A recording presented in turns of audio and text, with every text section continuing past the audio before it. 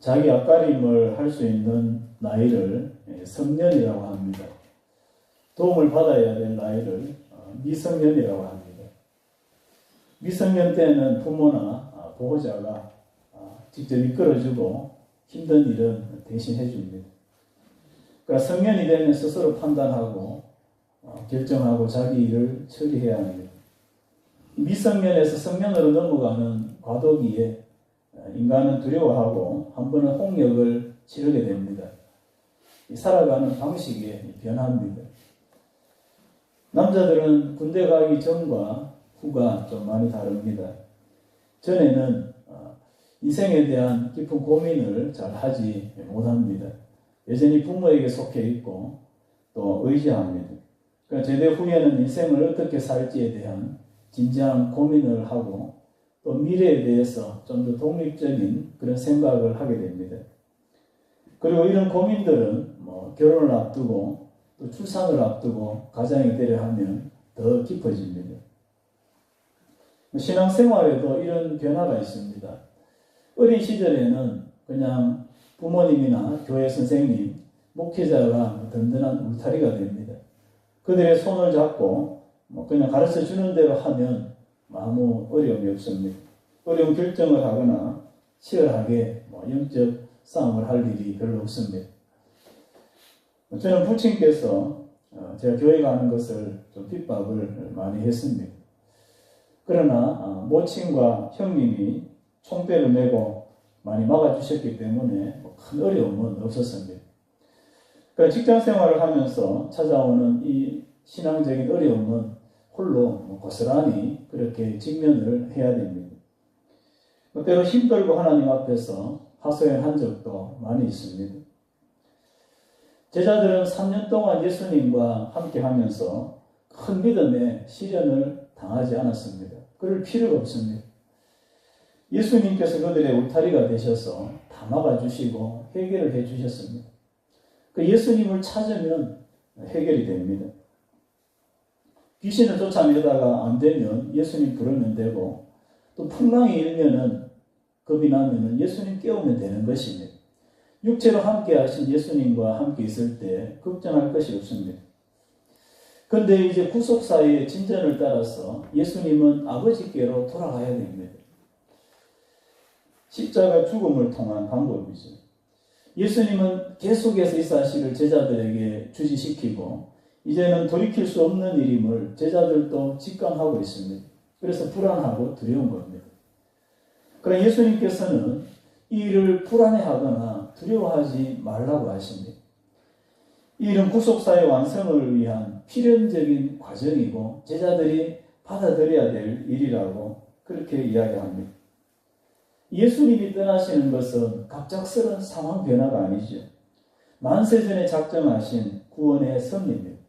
삼위 하나님의 영원하신 작정 아래에서 아들을 이 땅에 보내시고 대속을 이루시고 우리의 죄사함과 구원이 완성이 됩니다. 예수님이 십자가 지시는 것은 그 섭리를 따라서 이제 구원 역사의 이 전환점에 서게 되는 거죠. 예수님은 떠나가셔야 되고 이제 성령은 오시고 바통 터치를 하셔서 그렇게 구속사가 완성이 되는 겁니다. 이게 하나님의 뜻이고 이거 믿음으로 받아들여야 교회를 통한 이 구원의 장이 활짝 열리게 됩니다. 그런데 제자들은 여전히 못 믿었고 이거 두려워하는 거예요. 이 두 가지 이유입니다. 하나는 이 방식이 십자가이기 때문입니다. 그들의 관점에서 십자가는 뭐예요? 저주고 실패입니다. 그런데 이 십자가를 통해서 구원을 이룬다는 이 예수님의 이런 길이 이해가 되지 않는 것입니다. 그리고 또 하나는요, 아직 성령의 존재를 그들은 알지 못하고 경험한 적이 없는 것입니다. 이 육체와 보이는 것에 익숙한 제자들은 내주하시는 이 성령의 존재와 이 사역을 전혀 이해하지 못하는 것입니다. 어떤 애가 엄마를 따라서 그 월마트, 미국인 대형마트인데 대형마트에 갔습니다. 장난감이 하나 있어서 좋아서 그렇게 자꾸 나오는데 나올 때 계산을 해야 되죠. 그래서 계산하려고 직원이 바코드를 찍는다고 장난감 좀 달라 이렇게 하니까 애가 안 주는 겁니다. 내 거야. 절대 안 주는 거예요. 그 어떻게 합니까? 애랑 장난감이랑 같이 바코드를 같이 찍어서 그렇게 내보내는 거죠. 자기 손에 떨어지면은 이게 이제 잃어버리는 줄로 그렇게 생각하는 게 아이의 세계관이죠. 이 보이는 것에 익숙한 제자들은 영이신 성령의 존재와 이 사역 방식을 이해하지 못하는 것입니다. 그저 그들에게 예수님의 떠나가심은 죽으시는 것, 그리고 상실감만 자기들 마음에 가득합니다. 이 구속사의 진전을 이해하지 못하는 제자들의 영적인 미성숙입니다. 7절에 그러나 내가 너희에게 실상을 말하노니 사실을 말하노니 내가 떠나가는 것이 너희에게 유익이라. 내가 떠나가지 아니하면 보혜사가 너희에게로 오시지 아니할 것이요 가면 내가 그를 너희에게로 보내리니. 성령을 보내는 분은 예수님입니다. 십자가에 죽으시고 부활 승천하신 예수님께서 하나님의 보좌 우편에 앉으십니다. 그리고 세상에서 이루신 대속의 사역을 성부 하나님께 다 구하는 겁니다.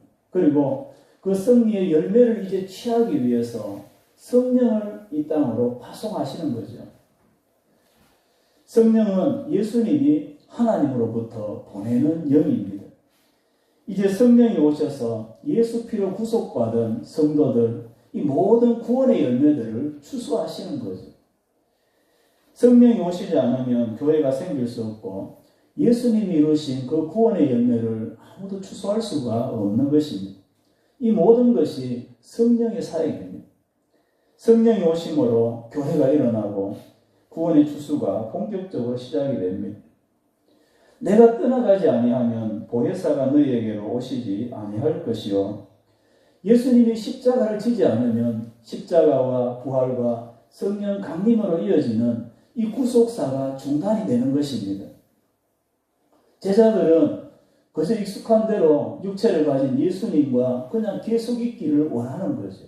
그러면 창세전에 예배하신 이 구원의 계획들이 성취될 수 없는 것입니다. 우리의 구원도 그리고 교회도 없는 것입니다. 이 미성숙한 태도를 고집하면 그들은 여전히 육체에 속한 자고 하나님의 구원 사역에 방해물이 되는 거죠. 이런 일들이 많이 있습니다. 성도 여러분, 사람들은 익숙한 것을 좋아하고 새로운 것을 불편해하고 싫어합니다. 그러니까 하나님의 구원 역사는 늘 새로운 것을 창조하고 새로운 믿음의 지경을 열어주시고 또 도전하게 하십니다. 그래서 새 창조를 시작하시는 새 창조를 이루신 하나님의 이 걸음에 보조를 맞출 때에 그 교회, 그 성도가 쓰임을 받는 것입니다. 그래서 그냥 막연히 두려워하기보다는 하나님을 이렇게 신뢰하고 그리고 내 자신을 선호하기보다는 하나님의 뜻에 우선 순위를 두고 순종하는 자세가 필요한 것입니다. 자녀가 생선을 원하는데 아버지가 뱀을 집어주는 그런 일은 없는 것입니다. 사실 우리가 하나님의 이 섭리를 다 이해하지 못할 뿐이지 하나님의 일들은 다 연결이 되어 있습니다. 하나님의 치밀한 계획을 따라서 하나하나 순도 높게 그렇게 완성되어 가고 있습니다. 그런데 이 제자들은 육체의 예수님과 영이신 성령님을 매치시키지 못하는 것입니다. 그러니까 상실감이 가득한 거예요. 그러니까 성령은 갑자기 어느 날 나타난 낯선 분이 아닙니다. 성령은 삼위일체 하나님으로서 예수님과 늘 함께 계셨습니다. 새로운 일을 하는 게 아니라 예수님이 하셨던 그 일을 이제 계속 이어서 완성하시는 그 일을 하시는 거죠. 요즘으로 이야기하면은 예수2입니다. 예수2. 그리고 한층 더 업그레이드된 그런 예수 사역을 하시는 거죠. 이런 비유가 좀 가벼워 보일 수 있지만 예전에 폰을 새로 산다고 대리점에 가면 어떻습니까? 야, 이거 이제 이전에 내 전화번호 다 저장해놓고 사람 이름 다 해놨는데 야, 이제 새로 폰 사면 다 잊어버리겠네. 다시 다 깔아야 되겠네. 뭐 걱정을 하고 가죠. 그러나 어떻습니까? 하나도 날아가지 않습니다. 새 폰에 옛날 그 전화번호 그대로 백업을 해가지고 그대로 다 저장을 시켜줍니다. 그리고 내용은 그대로 있고 기능은 더 업그레이드 돼 있고 그렇게 하니까 괜히 걱정했다는 생각이 드는 거죠. 성령은 생소한 분이 아닙니다. 예수님의 모든 속성을 가지시고 예수님이 행하시던 그 모든 일을 이제 더 탁월하게 행하시는 분입니다. 적용하시는 분이 육체를 가지고 제약을 가졌던 그 예수님의 여러 가지 제한적인 그런 부분들이 영이신 무소부지하신 성령 앞에서는 이제 더 이상 장애물이 되지 않는 것입니다. 우리 13절, 14절 같이 읽겠습니다. 시작. 그러나 진리의 성령이 오시면 그가 너희를 모든 진리 가운데로 인도하시리니 그가 스스로 말하지 않고 오직 들은 것을 말하며 장래 일을 너희에게 알리시리라. 그가 내 영광을 나타내리니 내 것을 가지고 너희에게 알리겠습니다. 아멘. 제가 종종 말씀을 드렸지만 성령은 샤이하는 영입니다. 샤이, 부끄러워합니다. 자신을 드러내기를 부끄러워하십니다. 그리고 극도로 겸손하십니다. 예수님이 하시는 일만 드러냅니다. 그리고 예수만 드러냅니다. 내 영광을 나타내고 내 것을 가지고 너희에게 알리겠습니다. 성령은 예수 바라기입니다. 그래서 성령 충만은 예수 충만입니다. 성령을 부르면 예수님이 찾아오십니다. 성령을 의지하면 예수님의 십자가와 사랑이 우리 속에 가득해집니다. 예수님과 동행하는 사람은 예수를 닮아가고 그 삶은 예수로 가득해지는 것. 그런데 성령 충만하다고 하는데 아무리 봐도 예수님이 그 얼굴의 삶에 보이지 않으면 그 성령 충만은 뭔가 좀 문제가 있는 것입니다. 성령 충만은요, 그 기준은 예수를 닮아가고 예수를 드러내는가 거기에 있는 것이죠. 성도들, 오늘 본문은 성령께서 행하시는 몇 가지 사역을 소개하고 있습니다. 먼저 성령께서는 우리를 예수님께로 인도하십니다. 다른 말로 진리로 인도하신다. 내가 곧 길이요 진리요 생명이다. 진리를 붙들어야 인생은 바른 길을 찾고 그 길로 가야 생명을 얻는 겁니다. 이 길과 진리의 중심에 예수님이 계시는 겁니다. 성령의 인도함을 받아야 이 진리의 길을 찾고 갈 수 있는 거예요. 요즘 미국과 이란 중동 전쟁이 지금 50일 가까이 그렇게 되고 있습니다. 서로 보면은 자기가 옳다고 잘한다고 합니다. 서로 책임을 전가합니다. 그러나 많은 시민들을 학살한 이 이란 정권도 책임이 있고 욕심을 가지고 전쟁을 일으킨 미국도 책임이 있습니다. 이들은 진리에는 별 관심이 없습니다. 사람 죽는 것에 별 관심이 없고 권력과 욕심에 관심이 있습니다. 예수 그리스도를 세상의 구원자로 보지 못하고 자기와 동급이나 그렇게 생각을 하고 비하하는 발언을 하고 또 그런 행동을 하고 진리를 스스로 안다고 하는 인생의 어리석음입니다. 이런 곳에 성령은 계시지 않는 것입니다. 누구든지 성령으로 하지 않고는 예수를 주라고 할 수 없습니다. 그러나 구원받는 성도들에게 그 예수의 이름은요, 존귀한 이름이고 능력의 이름이 됩니다. 이 이름 때문에 손해를 보고 인생을 걸고 심지어는 목숨까지도 내어주는 것입니다. 이것은 인간 개인의 능력이 아닙니다. 그 속에 내주하시는 성령의 일입니다. 성령이 그렇게 하시는 거예요. 그래서 성령을 의지할 때에 우리를 진리로 인도하시고 그 길 끝에는 예수님이 계십니다. 성도 여러분, 성령은 세상을 책망하십니다. 우리 8절 같이 읽겠습니다. 시작. 그가 와서 죄에 대하여 의에 대하여 심판에 대하여 세상을 책망하시리라. 좀 어려운 대목일 수 있는데 여기서 책망한다는 것은 양심을 찔러 쪼갠다는 그런 의미입니다. 죄에 대해서 책망하신다. 자, 이 죄가 뭘까요? 예수 믿지 않는 죄입니다. 윤리적인 사회법적인 그런 죄가 아니라 성령은 예수 믿지 않는 죄를 책망하십니다. 인간이 범한 모든 죄는 용서받을 수 있습니다. 사람을 죽인 살인죄도 우편강도도 나군에 있으리라 말씀하십니다. 그런데 한 가지 죄는 용서받지 못하죠. 예수를 구원자로 믿지 않는 그 불신의 죄는 성령의 사하심을 얻지 못합니다. 모든 죄에 대해서 성령은 중보하시고 용서하시는 분입니다. 그런데 예수를 믿지 않는 그 죄에 대해서 성령은 용납하시지 않습니다. 왜요? 예수를 믿지 않는 것은 구원의 본체를 거부하고 스스로 영생의 문을 닫아버리는 그런 죄인 것이죠. 의에 대한 책망은 무엇입니까? 예수님이 아버지께로 가서 다시는 볼 수 없는 것이다. 그렇게 이야기합니다. 좀 아리송하죠. 무슨 의미일까요? 이것은 예수님이 십자가를 지시고 부활 승천하시는 그 의미입니다.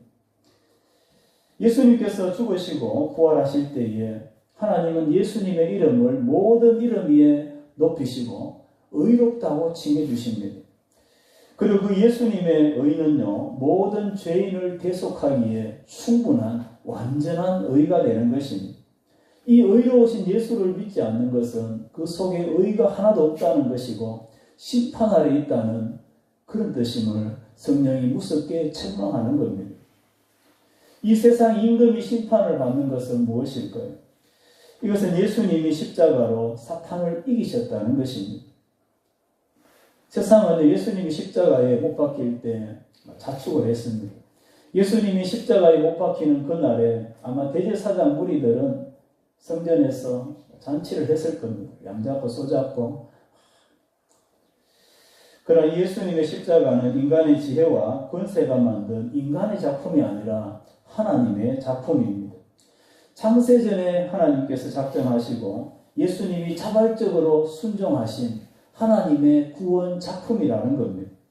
이들은 십자가를 저주의 십자가로 설계했지만 하나님은 그 십자가를 축복과 구원의 십자가로 바꾸시죠.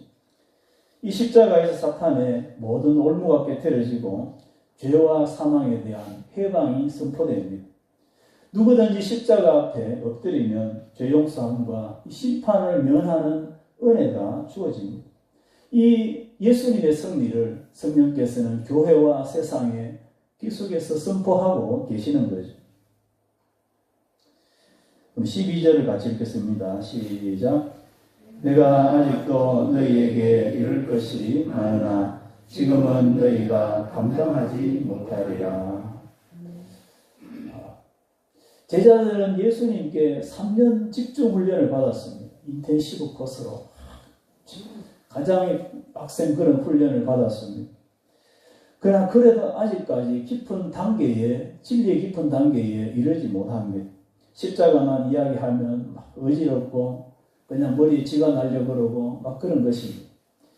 예수님이 왕이 되면 누가 그 옆자리에 앉을까? 누가 높아질까? 오늘은 어떤 병자를 일으킬까? 어떤 기적이 일어날까? 그거 생각하면 마음이 솔깃해지고 그런 것입니다. 아직 영적인 단단한 식물을 먹지 못하고 갓난아이처럼 젖만 먹고 있는 것입니다. 10년, 20년이 되어도 이 복음의 깊은 것을 누리지 못하고 여전히 축복과 성공과 길을 즐겁게 하는 거기에만 마음이 솔깃하다면 아직 영적인 어린아이인 것입니다. 하나님 나라와 복음의 깊은 것을 아직도 누리지 못하고 있는 겁니다. 성도 여러분, 이 신앙 성장은요, 인간의 노력으로는 한계가 있습니다. 그럼 인간의 노력은 필요 없을까요? 그렇지 않습니다. 마음을 다잡고 노력하면요, 좋아집니다. 하나님이 돕는 은혜도 있습니다. 제가 강단에서 우리 힘으로 안 됩니다. 그렇게 한다고 해서 아무것도 하지 말라. 그런 의미가 아닙니다. 나는 뭐 안 되니까 전부 그냥 하나님께 다 맡기고 나는 그냥 아무것도 하지 말아야 되겠다. 그렇게 해석을 하면 그 말씀을 잘못 해석을 하는 거죠. 노력을 해야 되고 할 수 있는 모든 것을 다 해야 됩니다. 최선을 다해야 됩니다. 그러나 그것만으로 우리의 신앙은 완성되지 않는다는 것입니다. 2%가 늘 부족합니다. 그런데 이 2%는요, 아주 중요하고 전체를 지배하는 겁니다. 회사의 CEO들을 보면은 비싼 연봉을 주고 그 자리에 앉혀놓습니다. 근데 이 CEO들 옆에서 보면은 별로 하는 일도 없고 그냥 먹으러만 다니고 뭐 놀러 가는 것 같고 그렇게 보입니다. 별 차이 없습니다. 95%는 다른 사람들과 똑같습니다. 근데 5%가 딱 다릅니다. 이 5% 때문에 그렇게 비싼 연봉을 줍니다. 이 5%의 능력이 회사를 먹여 살리고 때로는 회사의 운명을 바꿉니다. 신앙이 좋은 사람, 별로 좋지 않은 사람, 종이 한 장 차이입니다. 그런데 이 종이 한 장 차이가 축복과 저주를 가늠하는 기준이 됩니다. 예수님께 3년 집중 신앙 훈련을 받은 제자들은 외적으로 하면요 99%짜리 순도를 가진 그런 사람입니다. 그런데 어떻습니까? 이들이 아직도 받을 수 없는 말씀들이 너무나도 많다라고 그렇게 말씀하고 있습니다. 이 상태로는 아직 복음의 사명을 감당하지 못하는 것입니다. 그러나 제자들이 성령을 받을 때에, 성령 충만할 때에 이 2%가 채워진다는 것입니다. 2%는 전체를 움직이는 이 키와 같습니다. 결정적이죠. 늘 2% 부족하고 미완성인데 성령을 받고 성령이 충만하니까 이들이 모든 것을 감당하고도 남음이 있는 그런 믿음의 사람, 성경의 인물이 되는 것입니다. 98% 인간이 아니라 2% 가진 성령이 그 키를 가지고 있다는 겁니다. 이걸 우리가 믿는다면 성령을 의지하지 않을 수가 없는 것입니다. 22절에 지금은 너희가 근심하나 내가 다시 너희를 보리니 너희 마음이 기쁠 것이고 너희 기쁨을 빼앗을 자가 없으리라. 성도 여러분, 성령과 동행하기 전에는요 우리의 마음을 환경과 상황이 지배합니다. 그래서 상황 따라서 늘 마음의 기분이 바뀌고 하루에도 천국과 지옥을 오락가락하는 것입니다. 요즘처럼 전쟁이 계속되고 뉴스만 틀면 전쟁 이야기 나오고 그러면 미래가 암울하고 그냥 걱정, 근심이 늘 삶을 짓누르는 것입니다. 그러나 성령의 사람은 현실을 자기 눈으로 그렇게 보지 않고 성령을 통해서 보는 것입니다. 성령이 주시는 음성과 그 소망을 가지고 있습니다. 같은 환경을 봐도 그렇게 절망적이지 않는 것이죠. 왜 그렇습니까? 이 상황의 주권이 누구에게 있는가를 알기 때문입니다. 성도 여러분, 우리는 아무리 발을 동동 굴려도 내 환경을 바꿀 수 없습니다. 속만 터지는 겁니다. 그러나 성령을 의지하고 성령께 내 상황을 맡길 때에 그때부터 마음의 평안이 임하고 담대함이 임하고 그리고 심지어는 기쁨이 임하는 것입니다. 외적인 상황은 전혀 바뀐 것이 없습니다. 그대로입니다. 그런데 내 마음 상태가 바뀌고 눈이 바뀌는 것입니다. 이 지옥 같은 그런 마음이었는데 평안과 웃음이 있으면 그런 초장이 되고 그런 낙원이 되는 것입니다. 성도 여러분, 이것은 현실을 도피하거나 내가 착각하는 것이 아닙니다. 성령으로 인해서 주어지는 그 평안과 기쁨은요 단순한 마음의 위안이나 내 마인드 컨트롤이나 어떤 그런 것이 아닙니다. 이것은 하나님께서 일하심의 그런 증거고 실제적인 그런 변화가 일어나는 거예요. 내 속에 성령이 주시는 평안이 임하는 것은 하나님이 내 기도를 응답하시고 있다는 증거고 나를 향한 하나님의 그 일하심이 지금 이제 시작되고 있다는 그런 증거입니다. 하나님의 약속이고 보증입니다. 자, 성도 여러분, 하루에 몇 번 웃습니까? 몇 번 웃으십니까?